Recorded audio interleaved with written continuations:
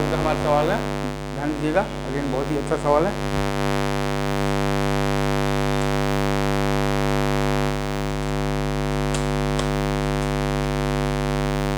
हाँ, आपसे ये सवाल में कहा गया है ना सर कि आपको बेसिकली बताना है, तो क्या बताइएगा, बताइए। आपको ये बताना है कि आवाज़ आ रहा है ना आपके पास, बेसिकली तो ये दिया हुआ है लाइक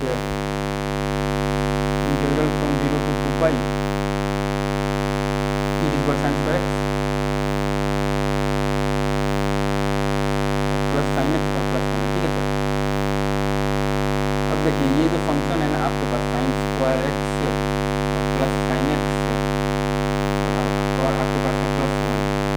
इसका मैक्सिमम वैल्यू तो 5/2 पर आ रहा है 3 मैक्सिमम वैल्यू, ठीक है।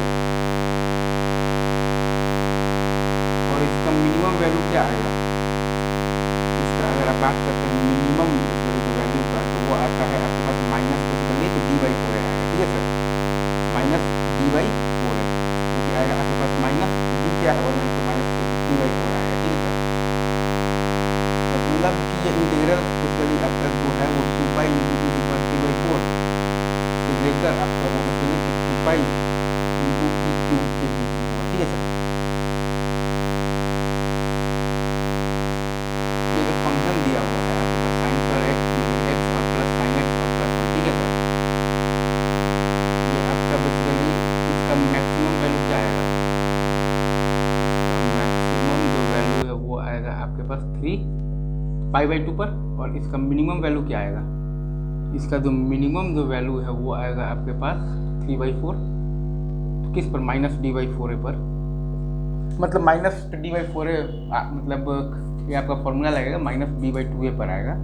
माइनस b/2 पर जो वैल्यू आएगा माइनस d/4 वो आएगा 3/4, मतलब कि आपके पास 2 pi into 3/4 i into 2 pi into e³ है, ठीक है सर,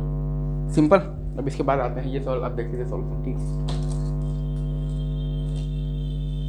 अब इसमें आपके पास ये कहा गया है कि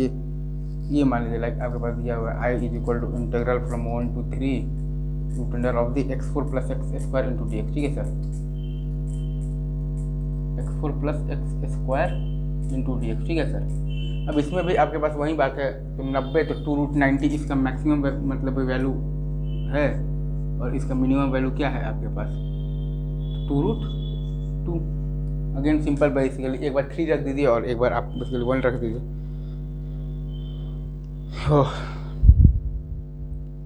अच्छा, कोई आपसे बोल दे अगर लाइक अगर आपके पास फंक्शन दिया हुआ है f(x = 1/x + c), इसका मीन वैल्यू अगर आपको निकालने के लिए मतलब बोल दे 0 से 2 के बीच में इसका मीन वैल्यू क्या है, तो आप बेसिकली क्या बताइएगा,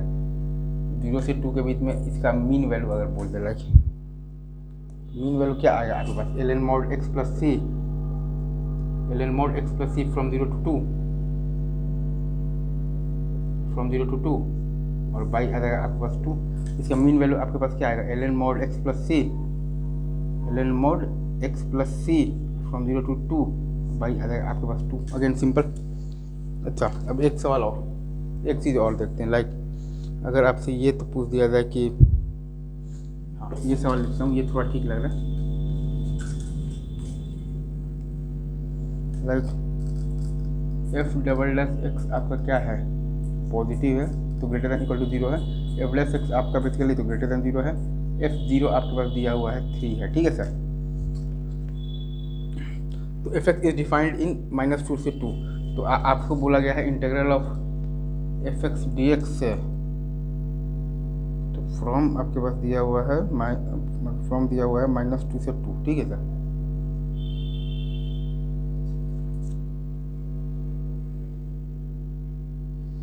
तो ये आपका ऑब्वियसली 3 है, तो 3 चौके 12 से तो ज़्यादा ही होगा, ऑब्वियस सी बात है, क्योंकि f(x) आगे जाने पर तो बढ़ ही रहा है, ऑब्वियसली ये आपका 12 से ज़्यादा होगा, ऑब्वियस, ठीक है सर, नो एक्सप्लेनेशन नीडेड, ठीक है। उसके बाद एक आध सवाल और रुको मैं अभी आपको करवा देता हूँ, अच्छे सवाल जो मुझे लगते हैं कि थोड़े से ठीक सवाल हैं, वो मैं आपसे करवाता हूँ अभी। लाइक अगर आपसे कोई बोलता कि ये तो मैंने आई थिंक आपको कराया है ना, sigma r = 2 into r is equal to 3n, ठीक है sir.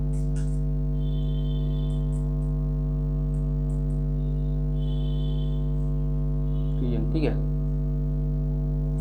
n by r square minus n square, ठीक है। इसको मैंने लिखा था integral of d x by, क्या लिखा था, 1 माइनस एक्स स्क्वायर फ्रॉम, क्या लिखा था, 2 से 3, तो l n mod 1 plus x by 1 minus x from कहाँ से कहाँ तक, 2 से 3, तो ये आपके पास आ गया था एल एन ऑफ रूट 3/2, ठीक है सर। अच्छा, एक सवाल और,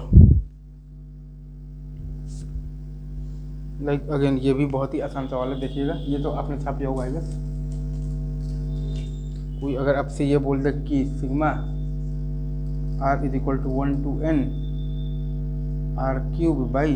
अच्छा हाँ ऑब्वियसली यहाँ पर लिमिट टेंड्स टू इन्फिनिटी है, ठीक है sir, r cube by r 4 plus n4, ठीक है। तो इसको हमें लिखना आना चाहिए like integral from 0 to 1 dx by 1 by x cube और प्लस, नहीं n cube by r cube, तो 1 बाई एक्स क्यूब और plus n r by n x, मतलब कि x plus 1 by x cube, x 4 plus 1 x cube, ठीक है, x cube by x 4 plus 1, तो 1 by 4 l n mod x 4 plus 1 from 0 to 1 by 4 l n, तो क्या आया है, integral from 0 to 1 x cube d x by 1 plus x 4, ठीक है, तो 1 by 4 l n of mod आया है आपके पास 1 प्लस एक्स 4, ठीक है सर, फ्रॉम 0 to 1, मतलब कि आपके पास आ गया है 1 बाई 4 एल एन 2, ठीक है, इजी। एक मिनट वैसे रिकॉर्डिंग हो रहा है जी सर, बिल्कुल हो रही है, तो एक सवाल और ले लो क्या,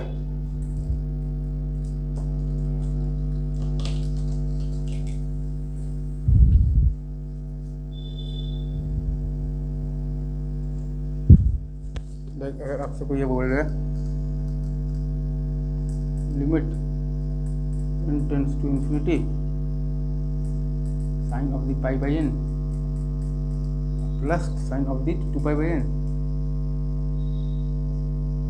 plus sine of the 3 pi by n, ठीक है सर, राइट, प्लस डॉट है आपके पास, प्लस है आपके पास sine of the n minus 1 times pi by n, ठीक है सर।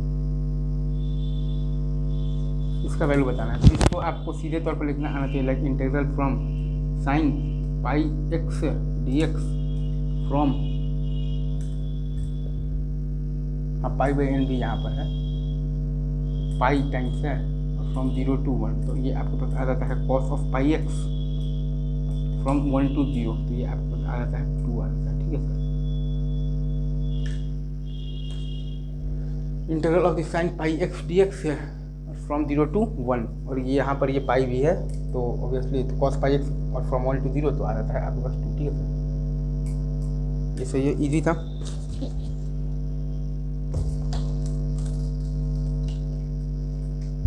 एक सवाल और लास्ट लेते हैं हम, बस फिर खत्म करते हैं, ठीक है।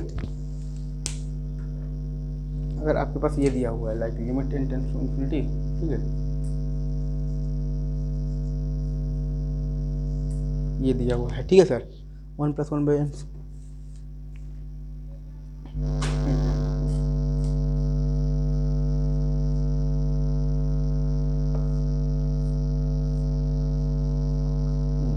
One plus 2 square by n square,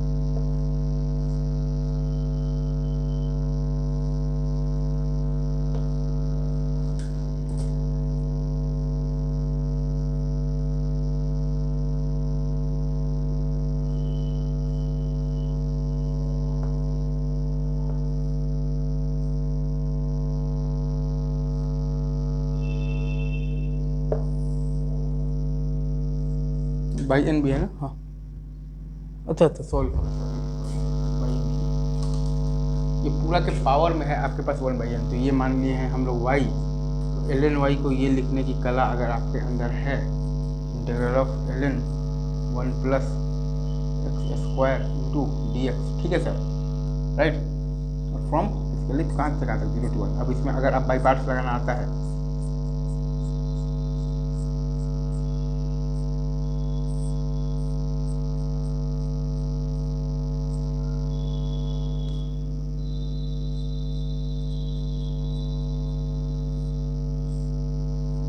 आपको लगाना आता है, ठीक है सर।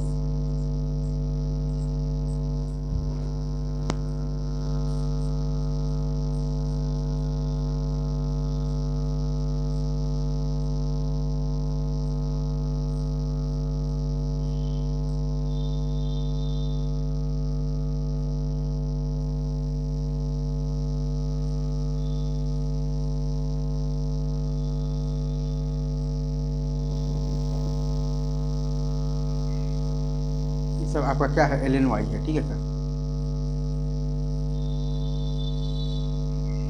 तो आपके पास वाई क्या है, वाई आया है आपके पास 2 pi by 2 by b square. आपके पास वाई का वैल्यू क्या है, वाई है आपके पास 2 पाई बाई 2 बाई बी, ठीक है। अभी रखते हैं इतना ही, बाकी बातें आपसे मैं आगे करता हूँ, तब तक के लिए आप सभी को